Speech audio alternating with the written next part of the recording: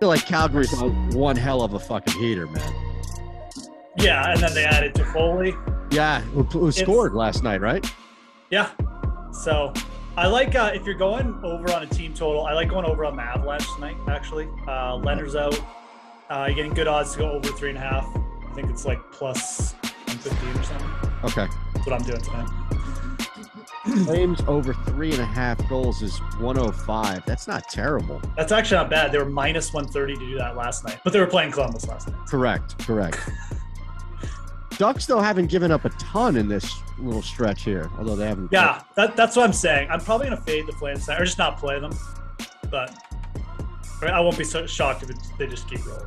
Yeah, shame on me. I thought I could sneak in that 60-minute line, but fucking, I had the Pens and over 5.5 yesterday, and I sit there and I watch them put 2 up in the third period, and I'm rooting. I'm like, here we go. Give me one more Crosby goal so I can get out of here in regulation. Flyers are already cooked.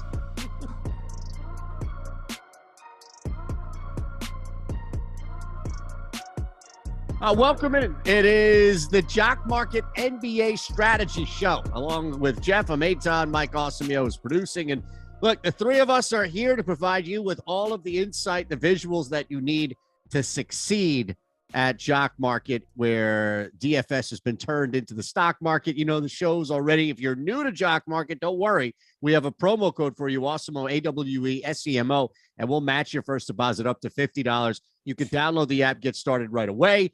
Geoff, my friend, what's happening, man? Oh, not too much. I mean, we're talking a little hockey, got some nice lines going on already. But look, we have 11 games and lay association tonight. So, I mean, we got lots of news going on here, some good opportunities already percolating. And nice. Yeah, I mean, look, I know you and me both love Jock Market. So I'm happy to jump on here every Wednesday, man. Absolutely, man. And we always have something cool, something cooking really with a Jock Market as well, from the promo code to just these shows here. So for everybody that, and usually a show or two, we get some people that pop in with some questions about how to play it. And the easiest way to explain it is nothing locks, nothing stops as soon as the ball goes up in the air. You have the ability to play off game flow, to see what happens. If a team that is heavily favored is down, then maybe some stock itself will dip. You can buy low, or the flip side, sell high. If somebody on the bottom of who we're targeting maybe comes out on fire and there's no really higher ceiling there. We target a lot of times. We try to target high totals. And I learned my lesson from ripping the Kings last time, because we got half the show out of Sacramento.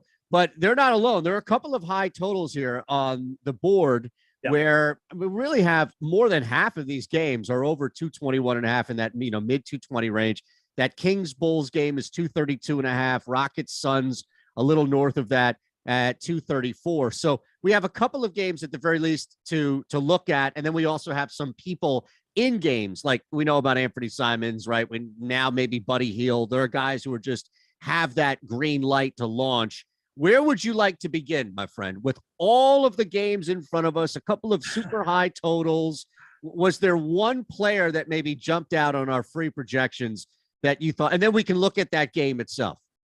Yeah, I mean, look, obviously, maybe we'll touch on the Pacers at some point, but I mean, I look, everyone's going to be talking about the Pacers tonight. So, you know what? Let's go to the Grizzlies situation. Let's talk a little bit about Jaren Jackson Jr. tonight, who I think is a player you're going to want to get on. I'm not convinced John Morant's going to play. He's a game time decision, so it's something you're going to have to watch. But I think for Jock Market too, the fact that, we'll probably get, we may not get clarity on Morant until later, and maybe even Morant plays. That's fine. Like, I don't even really care. I just like what Jaren Jackson is doing, and I like this setup. He only played 25 minutes last night. He was over 40 fantasy points in those 25 minutes. Very, very productive, like well over a fantasy point per minute player. Fantastic matchup against the Blazers, who offering no opposition here. And you know what? If Ja plays, that's fine. Like, I don't think he'll be at 100%. I just think it's a really good setup for Jackson to come out, get high usage again, really put up a big performance. And, with all these names, people gravitating, paying up for DeRozan, that's fine. I like DeRozan too. We'll talk about him, but I just wanted to start there. I think Jaren Jackson is a very good mid-tier. He's not going to probably get too high in the IPOs. If Morant gets ruled out, you'll have to pay a little bit more up for him. But you know what? He's a player I don't mind paying up for tonight. And that's where I thought I'd start. And he definitely ranks out pretty well in our fantasy projections. It's just like a nice value. So great. I love it. He came up on the NBA prop show last night with me and Linquist, Geoff, where I was talking about just playing him in a 3-point prop. And the books still haven't caught up to him. He's over 1.5. That's his total here. He's launching. You mentioned the 25 minutes, 20 shots. 9 of those are threes.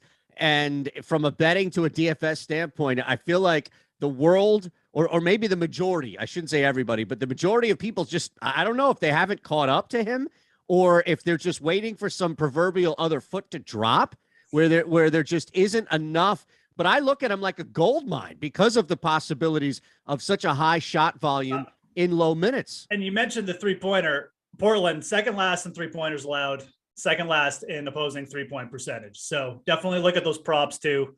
But again, it's just a high upside spot, I think, and potentially made higher by the injury news and stuff. So with Memphis, we should talk, at least on the other side of it, from a volume standpoint.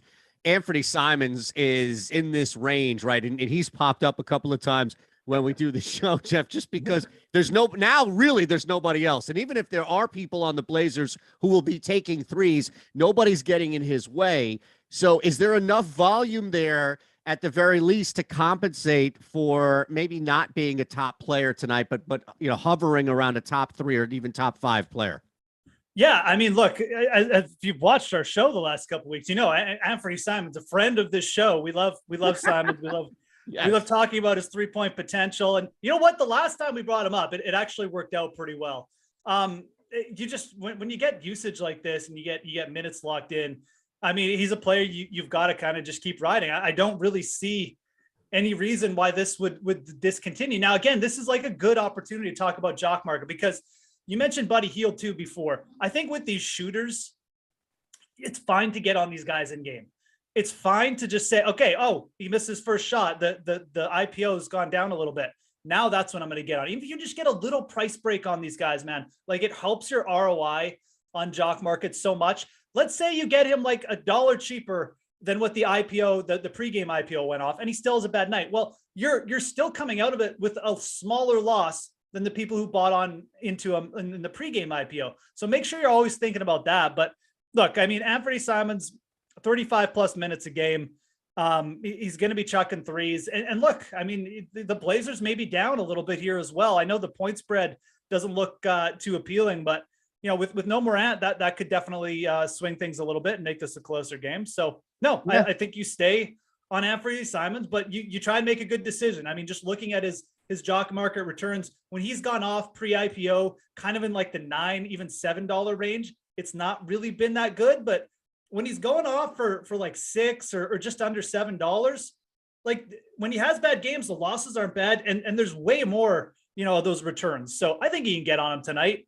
A player that I certainly don't mind like waiting until the game starts if you're around to watch the games. But yeah, that's Anthony Simons, man. Sure. What's interesting about how you laid it out here is it very well could play out where the Blazers are hanging, or look, maybe the Blazers are down by 25 at the half, but they've put up 40 or 45 points, and Anthony Simons has 20 of those points, which is a very likely scenario there. I wonder if it's the opposite because we don't really talk about that scenario as much, really, because we're trying to take advantage of guys on the downswing when they start games, but in the rare, and maybe it's Houston as well as a huge double-digit dog here, where you have somebody, Christian Wood on Houston or Anthony Simons on Portland, who is the only or main vehicle of points, even though their team is getting blown out of the building, where now all of a sudden their value has boosted. They're probably going to sit on the bench the majority of the second half anyway because their team's getting killed. Is there an opportunity to sell high on those types of guys, or are you still not hitting a point where the ROI makes sense? Oh, no, absolutely. I think there's a point to sell high. I mean, I think that's a great way to put it too. I mean, we always talk about buying in, in game, but you can sell in game too. And, these streaky players, I mean, there's a reason why Anthony Simons, he does, if we're being honest, he's got a bunch of like poor games just from a Jock Market return perspective. But, you also look at those poor games. We're not losing like 80% of our ROI most times because his usage is so high. So if you get to a point where you're profiting with him, I think it's fine to sell high on a player like this. You never know when the threes are going to dry up, or like you said, when it's just going to be, okay, we've seen enough from you tonight, Anthony. We enough threes for one game here. Just take a seat. So I think it's fine. And again, I mean, if you have the ability to sit and use the Jock Market while the games are going on, man, it's just like being a trader on the stock market. If you can sit there and you really understand what's going on, there's an advantage to be had. And I think Simons, and like we've mentioned, players like him and Buddy Hield, they're good to buy low in the game, but they're also good to sell high in the game a lot too, because the hot streak usually doesn't last the whole 60 minutes. So hit that thumbs up button if you're hanging with us. Please make sure you're subscribed here, the DFS channel, our Odd Shopper channel, as well as we integrate seamlessly props. And if it's not just 3-point props, but props in general, Odd Shopper is the spot there. And then again, here with Jock Market, we have that promo code for you, Awesemo, AWESEMO. All right, man. So beyond that, there were a couple of other games that kind of jumped out. I was curious, how much are you looking, just because of some injury situation that surrounds what's going on in Chicago? It's hard to ignore that total is 232.5. Kobe White now present some interest to you because of the limited backcourt, at least from a starter standpoint. Levine up in the air, we know, right, with Ball still out, Caruso still out. Almost feel like Kobe White, especially in a high total game, could be a pretty good guy to target on top of, maybe a more obvious play here in Vooch. Yeah, and it's funny, like we really like DeMar DeRozan tonight. I mean, he's projecting well, but at the same time, everybody likes DeMar DeRozan. Everybody likes the guy who's putting up 35 plus points per night. I just don't think that necessarily for the Jock Market format, it's where you should be spending too much of your cash, because I don't see his IPO getting cheaper than it was 2 days ago. And maybe you grab a piece of him in game or something, that's fine. But I just, even when he's had good games lately, which he's had a good game every night, I mean, his best ROI return over the last 4 games has been 31%. He went off for like 35 plus points, like I said, 2 games ago, and he barely, he just broke even. He just was on the positive side of break even. It's just not the risk reward that I like to target for Jock Market. So yeah, you bring up Kobe White, Vukovic. Those guys I think potentially are just better targets for this scenario. Absolutely. I think White especially. Last I checked, Levine is probably not playing today, but right. Obviously you gotta just make sure and confirm that. But yeah, if he's out, I mean, look, we got the Sacramento Kings, man, fast-paced matchup team that doesn't play defense. They're basically just riding out the season.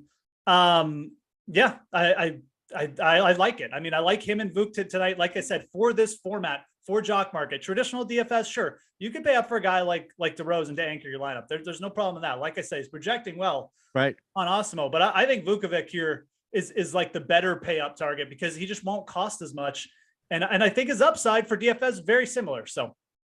Yeah, this line is pretty tight. Now, granted, because the Bulls are down a couple of key players here, and as much as DeRozan can just simply go off, there is somewhat of an expectation here that this game will be close enough, meaning true line here with Levine, with Ball. I mean, this is probably a 10 to 11.5 point home line here, Geoff, but because those guys are out, this is dipped now down towards 6, which is very easy to look at a close enough game to keep Vooch in halfway through the third, top of the fourth quarter, where maybe just from circumstance alone, and you mentioned keeping or paying up for him and also to a lesser extent Kobe White, this might be the game in which normally you would stay away from guys on the Bulls simply because you may not get as much minute opportunity here. But yeah, this thing probably will be close heading into the fourth quarter, or to the point where maybe the Kings are coming back a little bit and these guys go back in. Well, it's not just a total blowout. Sorry. And look, I mean, again, like the Bulls are the team to talk about. We get that, but I actually think for Jock Market, there's probably better opportunity on the Kings tonight. Yeah. You've just, again, the Jock Market, the prices, they're all variable. Like the IPOs, we're bidding. It's not just you're paying this amount for this player. It's not like traditional DFS. You're going to get cheaper IPOs on the Kings players.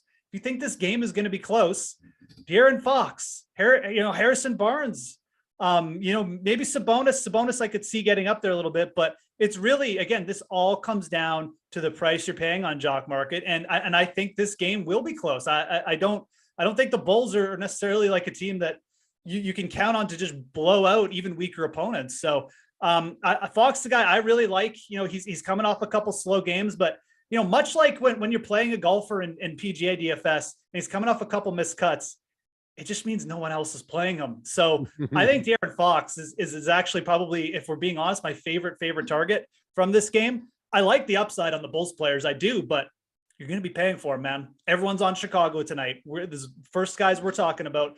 Not many people are going to be bringing up the Kings players, and I think you'll find better value there. So that's true. And look, as long as that guy doesn't change his swing in that stretch, then you're good to go. Yeah, that's true. No, or he's like, what's going on now is they're all going over to Saudi Arabia. So as long as they're not changing golf tours, I mean, I don't know, but right.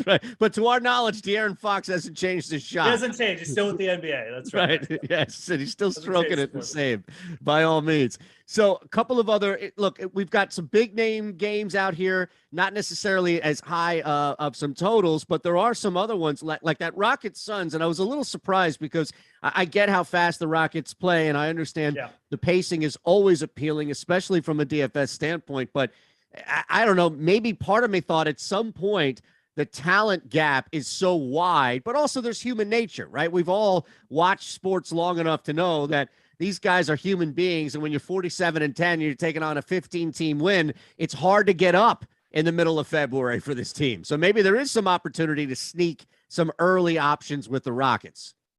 Yeah. I mean, I could see it. I mean, this line looks a little big if we're being honest. Gigantic. Yeah. Like 15. I mean, I don't really want the Suns. It's not that I don't think they're going to win or something, but I don't really want to take them to cover in this spot or anything. I think that, I'm not as high on the Suns players maybe as I am with a couple of the Kings guys, but there's probably opportunity. I know Alperen Sengun is a player I've been noting, like, for value purposes. He's been getting a little bit more run, again, coming off a slow game. Everyone's kind of interested in the Pacers value plays. A player like that, I think, is like a very good target. Not going to cost you much. He's really productive from a fantasy point per minute standpoint. And actually, on the other side, I really like targeting these weaker matchups for the Suns. I like targeting DeAndre Ayton in these matchups a lot. Okay. He posted a double-double against the Rockets in like 23 minutes the last time they played. I mean, he's actually been pretty efficient of late. His minutes have gone up. And, again, you got to kind of look at the slate as a whole. Like, is DeAndre Ayton really going to be high on people's list tonight with all the talk with the Bulls and the Pacers lineups? And, again, going out to like wherever, Trae Young playing against the Magic and all these other spots, Memphis, we already talked about. I just don't think DeAndre Ayton's going to get bid up too much. He's been around $6 in the IPO on Jock Market. He's had really good returns in like 2 of his last 4 games, and he's been trending pretty well. I just think there's a very like low risk of like losing your shirt on DeAndre Ayton tonight. I think there's a very good chance he's going to get at least a double-double. If this game turns out to be a little close, who knows? So I think that's just like a solid guy who you can grab some shares of tonight, is Ayton. And that's a guy I would probably be looking at in the pre-games, because I just don't think he's going to get bid up at all. So that's a great point. Absolutely. And it kind of works, especially as we've talked about with game flow here, where especially if he's dominating this team and they're up by so much, and it looks like the Suns, who clearly can use the break heading into the break, so there's no rush to keep guys out there when you're pounding a team into the dust. You may get top 5 quality type performance from 8.5 as far as, needing that. No, it's a really good area to attack. I'm sorry. And it should mention too, like, with free Jock Market projections on the site. And I mean, I'm just going off the projections here, but Ayton he actually ranks out in front of Christian Wood tonight in our projections. So obviously trending pretty well too, as a good value play and just like overall DFS on the site. So we have a couple of big games later on with the Nuggets, Warriors, and then the Jazz, Lakers to a lesser extent, but at least the star power is there. But we also have a couple of other either larger spread type games, right, or maybe some snoozers that the average public person may stay away from, but there could be value in some lower totals, like that Pistons Celtics game. Celtics come off a 150-point win over the Sixers last night. And, that Knicks Nets game is far from what it was advertised at the start of the season. But we can't leave without mentioning our Wolves as well, because somebody on that team is going to be launching from 3 unconscious. We just don't know who it's going to be. So we have a couple of different options here. Do you want to go with the star power, like that Nuggets Warriors, maybe Jazz Lakers game, or do you want to focus on maybe the not so obvious plays, a game or two of that lower total?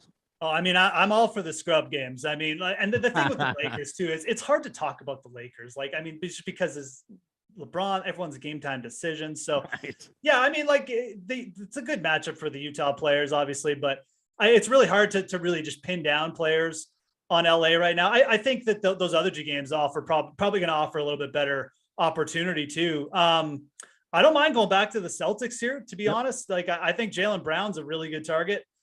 He was struggling from three-point land for like well over a week, and he seems to have really rectified that.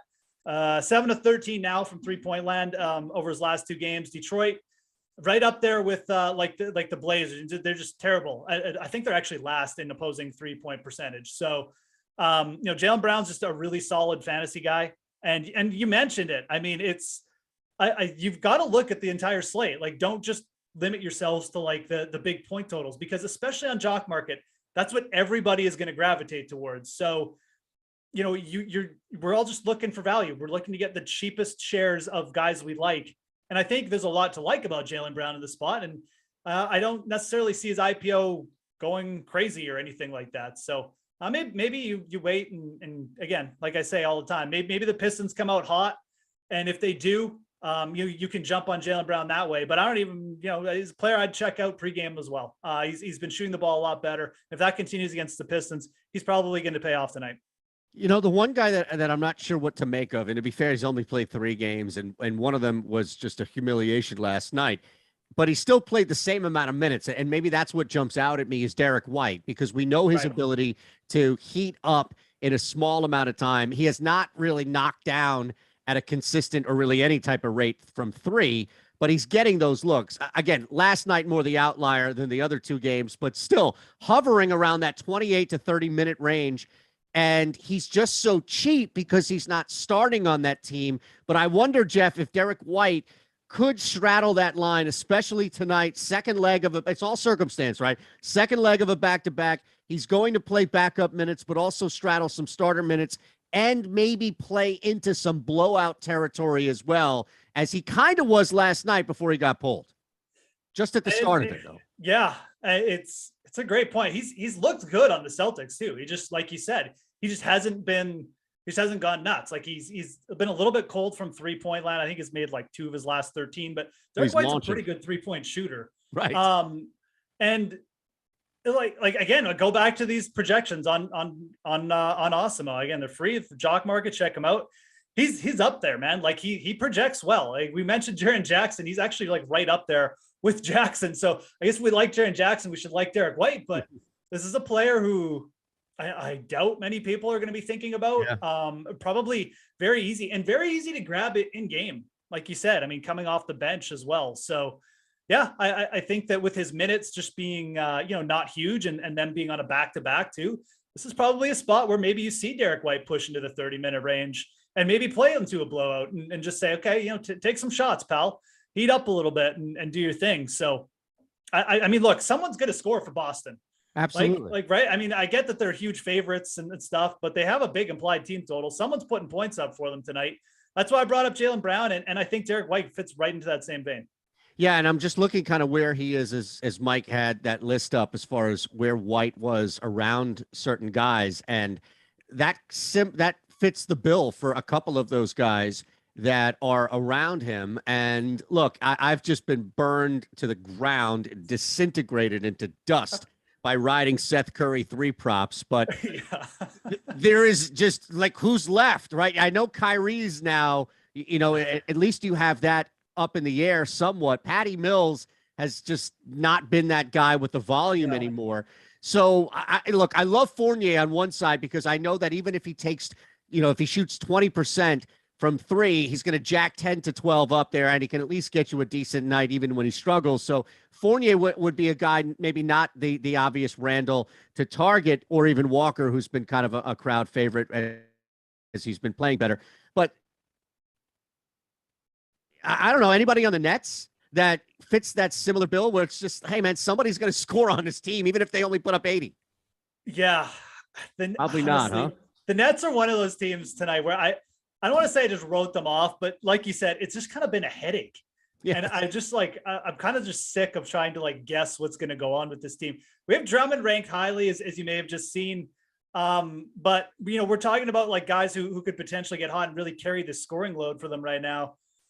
I mean, I kind of have the same feeling. It feels bad, doesn't feel good, but I probably just go back to Seth Curry too. I mean, Patty Mills has been in this situation all year, and it's we'll get one good game and it was okay. Patty Mills, this is it. No. And then it's just, 5, 6, 7 games of mediocrity. So I don't know. I don't really have an answer. This is just a jumbled mess, if we're being dead honest. I think your Three, best answer was that you didn't want to write him off, but you were writing him off. That's pretty much it. I mean, I didn't want the people to think I was lazy, but I was basically lazy and I just wrote them off. So no, I don't think it's like, look, even if you just closed your eyes and threw a dart at the board and it hit the bullseye, take credit for it because you got it right. This game is worthless, at least from the Nets side. Is there anybody on the opposite end? I mean, look, you mentioned Randall, how we have him on there. And there is granted, it's only a 4.5 point home line for the Knicks, who have been struggling. They've been blowing multiple double-digit leads. But is there anybody on the flip side? I mentioned Fournier or anybody else really that you can target outside of the obvious in Randall.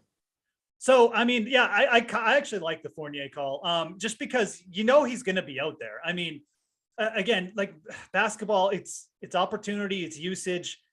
I know Evan Fournier can just be like throw in duds, but he also throws in big games every once in a while. And we mentioned this Brooklyn roster, man. I mean, like it's not very good. So if we don't like it, we kind of have to give an edge to the other side of this game. So, I mean, I'm almost of the opinion, like you just keep riding the Julius Randle train. And again, I have to give a shout out to the Awesemo projections here because I do daily write-ups for NBA now for them, now that NFL is over. And I'm telling you, every week that every slate that Julius Randle's on, he pops as the best value power forward. And lately that has paid off every single slate. And it's paid off in Jock Market too. He's got 90% ROI returns in each of his last, or over 70% ROI returns in each of his last 4 games.